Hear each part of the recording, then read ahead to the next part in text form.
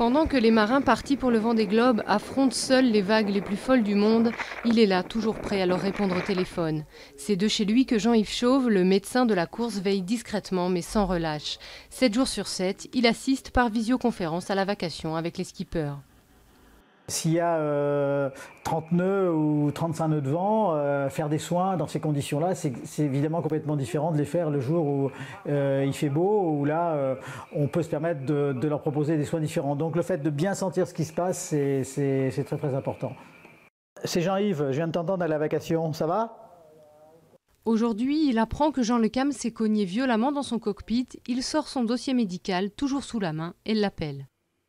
La difficulté, c'est qu'il ne faut pas aussi que j'en fasse trop, parce que après, c'est moi qui vais le rendre, lui mettre un peu dans l'angoisse en se disant, mais finalement, s'il m'appelle, c'est qu'il est peut-être inquiet. Donc voilà, il faut rester un peu toujours en retrait. Chez Jean-Yves Chauve, pas de relève ni de jour de congé, le médecin de garde jusqu'à l'arrivée du dernier concurrent, c'est lui. Alors il s'astreint à une vie monacale, pas de soirée, ni d'alcool, ni de sortie à plus de 500 mètres de chez lui.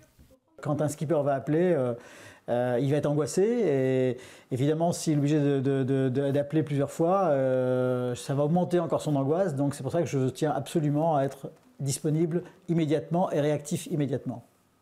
Et pour ça, en plus d'avoir les idées claires, Jean-Yves possède aussi tout ce que les skippers ont à bord pour se soigner, plus des photos de l'intérieur de chaque bateau pour les guider précisément.